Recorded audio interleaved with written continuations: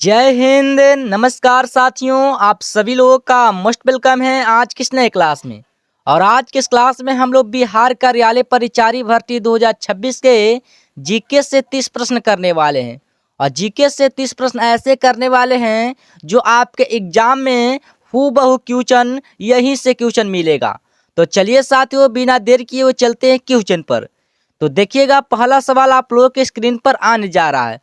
तो देखिएगा, पहला सवाल आप लोगों की स्क्रीन पर आ चुका है साथियों। और इसी तरीके से आप लोगों के एग्जाम हॉल में देखने के लिए सारा क्वेश्चन मिलेगा।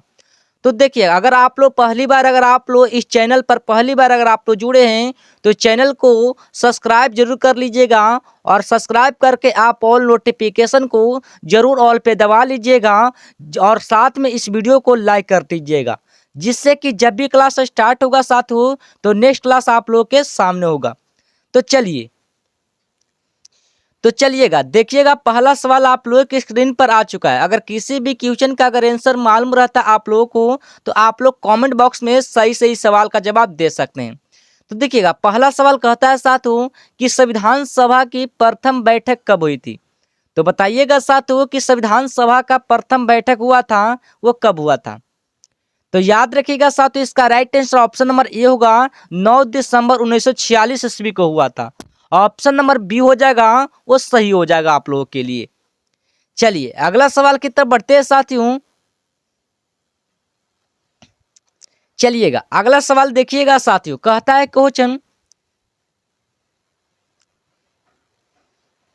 देखिएगा कहता है क्वेश्चन कि संविधान के किस अनुच्छेद को डॉक्टर अंबेडकर ने संविधान की आत्मा कहा था। बताइएगा साथियों कि संविधान की आत्मा किसे कहा था। तो चलिए बताइएगा इसका राइट आंसर क्या होगा। तो इसका राइट आंसर अनुच्छेद कितना हो जाएगा, 32 हो जाएगा। ऑप्शन नंबर डी होगा साथियों, वो बिल्कुल राइट आंसर होगा। जैसे मान लीजिए आप लोग के एग्जाम में पूछेगा साथियों कि संविधान की आत्मा न पूछ के संविधान की कुंजी भी पूछ सकता है साथियों, ठीक है। इसको भी आप लोग याद कर लीजिएगा साथियों कि संविधान की कुंजी अगर न पूछ के, मान लीजिए कि संविधान की आत्मा नहीं पूछ के आप लोग के एग्जाम में संविधान की कुंजी भी पूछ देगा। और पूछेगा, ऐसा ही प्रश्न पूछेगा साथियों कि संविधान की आत्मा और कुंजी किसे कहा जाता है। तो याद रखिएगा, अनुच्छेद 32 को कहते हैं। किसको कहते हैं? अनुच्छेद 32 को कहते हैं, याद रखिएगा साथियों। इसी तरीके से आप लोग के एग्जाम हॉल में क्वेश्चन देखने के लिए मिलेगा। चलिए अगला सवाल की तरफ बढ़िएगा साथियों। देखिएगा अगला सवाल कहता है क्वेश्चन कि भारतीय संविधान में मौलिक अधिकार किस देश से लिए गए थे। चलिए बताइएगा साथियों कि मौलिक अधिकार है वो हमारे किस देश से लिया गया था। तो बताइएगा साथियों इसका सही जवाब क्या होगा। तो याद रखिएगा, इसका सही जवाब हमारा बी होगा। क्या होगा? अमेरिका में लिया गया था। किस देश में लिया गया था साथियों? तो अमेरिका में हमारा मौलिक अधिकार लिया गया था। ऑप्शन बी होगा साथियों, वो बिल्कुल करेक्ट आंसर होगा। चलिए अगला सवाल की तरफ बढ़िएगा साथियों। अगर आप लोगों को क्लास अगर आप लोग को अच्छा लग रहा हो तो इस वीडियो को लाइक जरूर कर लीजिएगा, ठीक है। और लाइक करके अगर आप लोग इस चैनल पर पहली बार अगर आप लोग जुड़े हैं तो चैनल को सब्सक्राइब कर लीजिएगा। सब्सक्राइब करके आप ऑल नोटिफिकेशन को जरूर ऑल पे दबा लीजिएगा, जिससे कि जब भी क्लास स्टार्ट होगा तो नेक्स्ट क्लास आप लोग के सामने होगा। देखिएगा अगला सवाल कहता है साथियों कि लोकसभा का सदस्य बनने के लिए न्यूनतम आयु कितनी होनी चाहिए। चलिए बताइएगा साथियों कि लोकसभा का सदस्य बनने के लिए न्यूनतम आयु होनी चाहिए हमारे 25 वर्ष। कितना? तो 25 वर्ष होना चाहिए। याद रखिएगा साथियों, ऑप्शन नंबर सी होगा जो बिल्कुल राइट आंसर होगा। जैसे मान लीजिए आप लोग के एग्जाम में लोकसभा नहीं देखे, आप लोग के एग्जाम में राज्यसभा भी दे सकता है, ठीक है।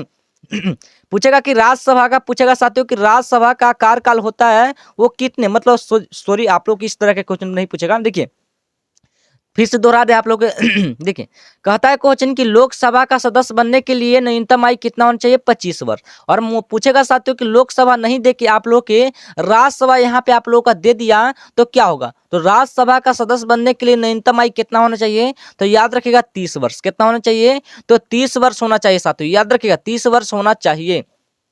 चलिए अगला सवाल की तरफ बढ़िएगा साथियों। देखिएगा अगला सवाल कहता है क्वेश्चन कि भारत के राष्ट्रपति को पद की शपथ कौन दिलाता है। चलिए बताइएगा साथियों कि पद का शपथ है वो कौन दिलाता है। तो याद रखिएगा साथियों, इसका राइट आंसर ऑप्शन नंबर क्या होगा, ऑप्शन नंबर बी होगा जो बिल्कुल, सॉरी ऑप्शन नंबर सी होगा जो बिल्कुल राइट आंसर होगा। क्या होगा? तो मुख्य न्यायाधीश होता साथियों। इसका ऑप्शन नंबर सी होगा जो बिल्कुल राइट आंसर होगा साथियों। चलिए अगला सवाल की तरफ बढ़िएगा साथियों। देखिएगा अगला सवाल कहता है क्वेश्चन कि वर्तमान में संविधान में कुल कितनी अनुसूचियां है। तो अनुसूचिया की अगर बात बोले साथियों तो हमारे वर्तमान में संविधान में कुल कितनी अनुसूचियां होता है। तो चलिए बताइएगा साथियों के गो होता है। तो याद रखिएगा ऑप्शन नंबर सी होगा जो बिल्कुल करेक्ट आंसर होगा। हमारे 12 गो अनुसूचियां होता है हमारे संविधान की। कुल कितनी सूचियां होता है अनुसूचियां होता है तो हमारा 12 गो होता है। ऑप्शन नंबर बी होगा साथियों बिल्कुल राइट आंसर होगा। अगर आप लोगों का क्लास का नोटिफिकेशन डेली अगर आप लोग का चाहिए तो सिर्फ आप लोग को व्हाट्सएप ग्रुप ज्वाइन कर लेना है। ठीक है, व्हाट्सएप ग्रुप कहाँ से आप लोग ज्वाइन कर सकते हैं साथियों, तो इस नंबर पर आप लोग को मैसेज करना होगा 880900 1700। ठीक है, 1754 इस नंबर पर आप लोगों को मैसेज करना होगा साथियों। और मैसेज करके क्या बोलना होगा कि बीएसएससी कार्यालय परिचारी के ग्रुप में हमको जुड़ना है सर, बस इतना आप लोग को मैसेज करना होगा। फिर इधर से आप लोग का एक लिंक जाएगा, उसी लिंक पर अगर आप लोग क्लिक करते हैं तो सीधे आप लोग व्हाट्सएप ग्रुप में ज्वाइन हो जाएंगे। तो चलिए तो अगला सवाल कहता है साथियों, देखिएगा कहता है कि संशोधन को लघु संविधान कहा जाता है। बताइएगा साथियों कि लघु संविधान है वो किसको कहते हैं, मतलब किस संशोधन को कहते हैं लघु संविधान। बताइएगा इसका राइट आंसर क्या होगा। तो याद रखिएगा साथियों हमारा 42वां संशोधन को क्या बोलते हैं, लघु संविधान संशोधन बोलते हैं। ठीक है, इसका 1976 में हुआ था। ठीक है, ऑप्शन नंबर ए होगा जो बिल्कुल राइट आंसर होगा साथियों। चलिए अगला सवाल की तरफ बढ़िएगा। देखिएगा अगला सवाल कहता है साथियों, अगला सवाल देख सकते हैं, कहता है क्वेश्चन की पंचायती राज व्यवस्था सबसे पहले किस राज्य में लागू हुआ था। बताइएगा साथियों कि पंचायती राज व्यवस्था है वो सबसे पहले वो किस राज्य में लागू हुआ था। तो इसका सही जवाब हमारा हो जाएगा ऑप्शन नंबर सी होगा साथियों हमारा राजस्थान में। किस राज्य में, तो राजस्थान में लागू हुआ था साथियों। और कब लागू हुआ था तो ये भी आप लोग याद कर लेगा 2 अक्टूबर 1959 में लागू हुआ था। 2 अक्टूबर 1959 में। ठीक है, 2 अक्टूबर 1959 में लागू हुआ था। और कौन सा जिला में हुआ था तो नागौर जिला में। ठीक है, नागौर जिला में हुआ था, इसको भी आप लोग को याद कर लेना है। चलिएगा अगला सवाल की तरफ बढ़िएगा साथियों। अगला सवाल देख सकते हैं, कहता है क्वेश्चन कि भारत का प्रथम नागरिक किसे कहा जाता है। चलिए बताइएगा कि भारत का प्रथम नागरिक होता है वो किसे कहा जाता है। तो याद रखिएगा साथियों इसका सही जवाब होगा हमारा राष्ट्रपति को कहते हैं। ऑप्शन नंबर सी होगा साथियों जो बिल्कुल सही जवाब होगा। चलिएगा अगला सवाल की तरफ बढ़िएगा साथियों।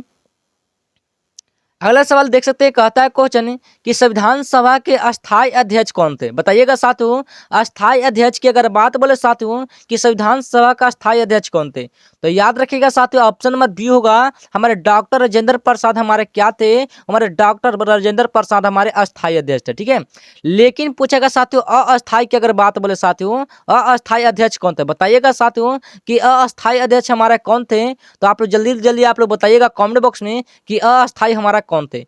तो इसका राइट आंसर आप लोग का कमेंट बॉक्स में जवाब आना चाहिए। ठीक है, चलिएगा अगला सवाल की तरफ बढ़िएगा साथियों। देखिएगा अगला सवाल कहता है कि संपत्ति के अधिकार को किस संशोधन द्वारा हटा दिया था। चलिए बताइएगा कि संपत्ति के अधिकार को किस संशोधन के द्वारा हटा दिया गया। तो 11 का बिल्कुल right answer option number B होगा 44वां संशोधन के द्वारा। किसके द्वारा हटा दिया गया था, तो 44वां संशोधन के द्वारा हटा दिया था। ऑप्शन नंबर बी होगा साथियों जो बिल्कुल करेक्ट आंसर होगा। चलिएगा अगला सवाल की तरफ बढ़िएगा साथियों। अगला सवाल कहता है क्वेश्चन कि राज्यसभा का पदेन सभापति कौन होता है। चलिए बताइएगा कि राज्यसभा का पदेन सभापति होता है हमारा कौन होता है। तो याद रखिएगा साथियों इसका सही जवाब होगा उपराष्ट्रपति। कौन होगा, तो उपराष्ट्रपति होगा। ऑप्शन नंबर बी होगा जो बिल्कुल करेक्ट आंसर होगा। चलिएगा अगला सवाल की तरफ बढ़िएगा साथियों। देखिएगा अगला सवाल क्या कहता है।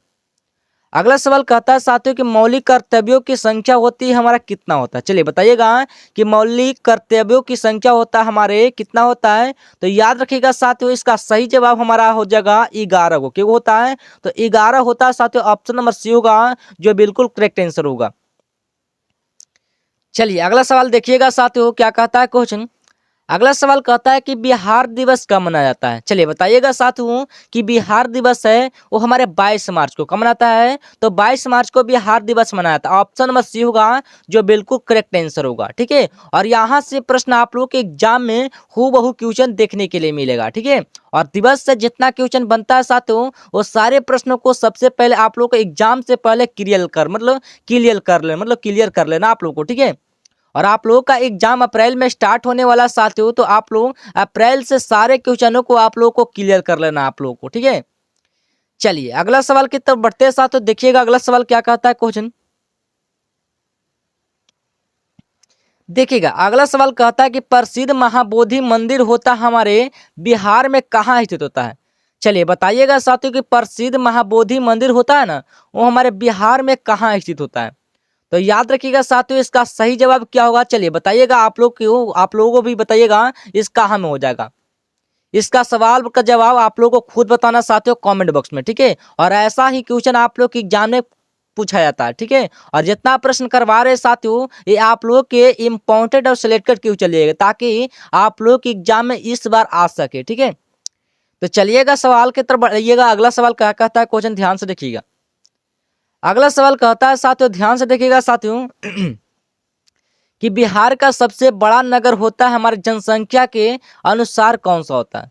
चलिए बताइएगा साथियों कि बिहार का सबसे बड़ा नगर होता है जनसंख्या के अनुसार होता हमारा कौन सा होता है। आप लोग भी बताइएगा साथियों इसका सही जवाब क्या होगा। तो याद रखिएगा साथियों इसका सही जवाब हमारा पटना में होगा। कहाँ में होगा, तो पटना में। ऑप्शन नंबर सी होगा साथियों जो बिल्कुल करेक्ट आंसर होगा, ठीक है।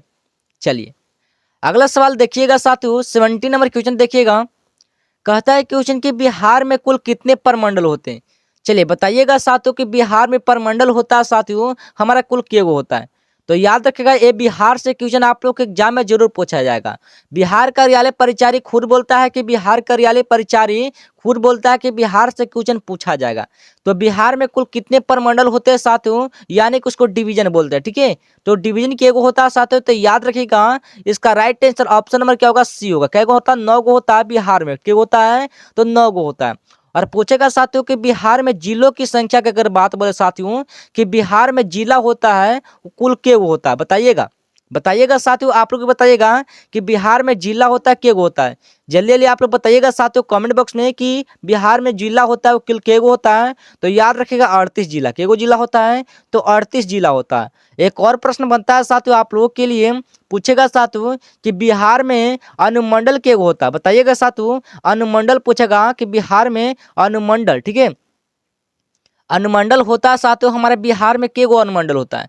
तो याद रखिएगा 101 गो क्या होता है साथियों हमारा अनुमंडल होता है। और एक प्रश्न आप लोग का आखिरी प्रश्न है साथियों, एक प्रश्न आप लोग को आखिरी प्रश्न है, देखिएगा पूछ सकता है साथियों कि बिहार में प्रखंडों की संख्या पूछेगा साथियों कि बिहार में प्रखंडों की संख्या होता है कुल के गो होता है। चलिए बताइएगा साथियों ये वाला प्रश्न को मैं आप लोग को सारे क्लास में आप लोग को डिस्कस किया, ठीक है। जोन क्लास में आप लोग का बिहार से क्वेश्चन रहा है उसमें आप लोग का प्रखंड यानी अनुमंडल प्रखंड हो जाएगा, जिला हो जाएगा, ये सारे क्वेश्चन को क्लियर किए। अगर आप लोग डेली क्लास को अगर आप लोग देख रहे हैं तो बहुत ही अच्छा बात है, आप लोग को जरूर पता होगा। को हम मतलब पूछेगा कि बिहार में कितने प्रखंड होते हैं साथियों, तो बताइएगा आप लोग कि प्रखंडों की संख्या होती है हमारे 534 को। क्या होता है, तो 534 को हमारे बिहार में प्रखंडों की संख्या होता है, याद रखिएगा साथियों।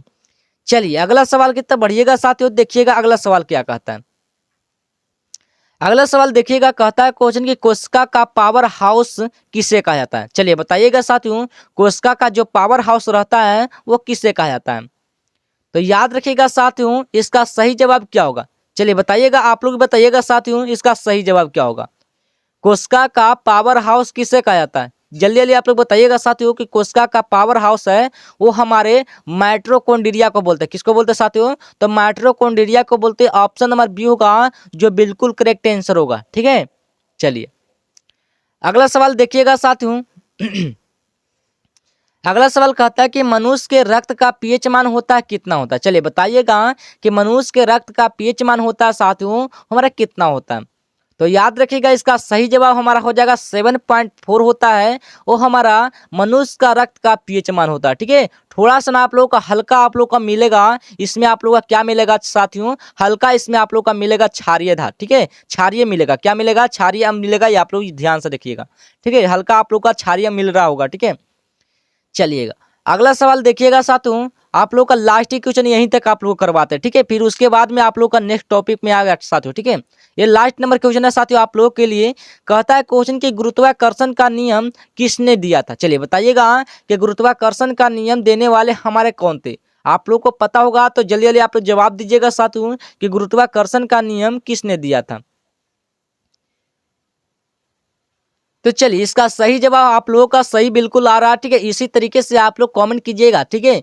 आप लोगों का सही जवाब आ रहा है, ठीक है, बिल्कुल आप लोग का सही जवाब, मतलब गुरुत्वाकर्षण का नियम किसने दिया था, तो न्यूटन ने दिया था। ऑप्शन नंबर बी होगा साथियों जो बिल्कुल करेक्ट आंसर होगा। तो चलिए साथियों आज के इस क्लास में मैं आप लोगों के लिए 1 से 20 तक की है कवर, मतलब 1 से 20 तक आप लोगों के एग्जाम में हूबहू क्वेश्चन पूछे जाने वाला सवाल किए, ठीक है, जो कि इस बार आप लोग के एग्जाम में पूछा जाए। तो चलिए साथियों अगर आप लोग इस चैनल पर पहली बार अगर आप लोग जुड़े हैं तो इस चैनल को सब्सक्राइब जरूर कर लीजिएगा और सब्सक्राइब करके आप ऑल नोटिफिकेशन को जरूर ऑल पे दबा लीजिएगा और साथ में इस वीडियो को लाइक कर दीजिएगा ताकि आपका एक लाइक मुझे मोटिवेट करे और इसी तरीके से आप लोग का डेली क्लास आए, ठीक है। तो चलिए साथियों आज के इस क्लास को यहीं तक, फिर मिलते हैं नेक्स्ट वीडियो में। तब तक के लिए आप लोग अच्छी तरीके से तैयारी करते रहेगा, ठीक है। अगर आप लोग का क्लास का अगर नोटिफिकेशन अभी तक नहीं आया है तो आप लोग ग्रुप को आप लोग ज्वाइन करना पड़ेगा। वो ग्रुप का लिंक आप लोग को कहाँ मिलेगा, तो डिस्क्रिप्शन में आप लोग जाएंगे तो वहाँ पर आप लोग का व्हाट्सएप का ग्रुप, मतलब व्हाट्सएप ग्रुप मिलेगा, व्हाट्सएप चैनल ग्रुप मिलेगा, ठीक है, टेलीग्राम ग्रुप मिलेगा, उसमें भी आप लोग को जुड़ जाना है, ठीक है, ताकि आप लोग का टेलीग्राम मिलेगा, वहाँ पर आप लोग का PDF दिया जाता है, ठीक है। तो सबसे पहले देखिए आप लोग का अगर वहां से अगर आप लोग नहीं ज्वाइन हो रहा है ग्रुप, मतलब ग्रुप में, व्हाट्सएप ग्रुप में नहीं हो पा रहे हैं तो लास्ट में आप लोग को इस नंबर पर आप लोग को मैसेज करना होगा 880900 1754, ठीक है। इसी नंबर पर आप लोग को मैसेज करना होगा साथियों, बिल्कुल आप लोग को इसी नंबर पर आप लोग को मैसेज करके क्या बोलना है कि BSSC कार्यालय परिचारी के ग्रुप में हमको ज्वाइन करना है सर, बस इतना आप लोग को मैसेज करना है। मैं आप लोग को इधर से एक मैं आप लोग का लिंक भेजूंगा, उसी लिंक पर अगर आप लोग क्लिक करते हैं तो सीधे आप लोग व्हाट्सएप ग्रुप में ज्वाइन हो जाएंगे। तो चलिए साथियों आज का क्लास को यहीं तक, फिर मिलते हैं नेक्स्ट टॉपिक में।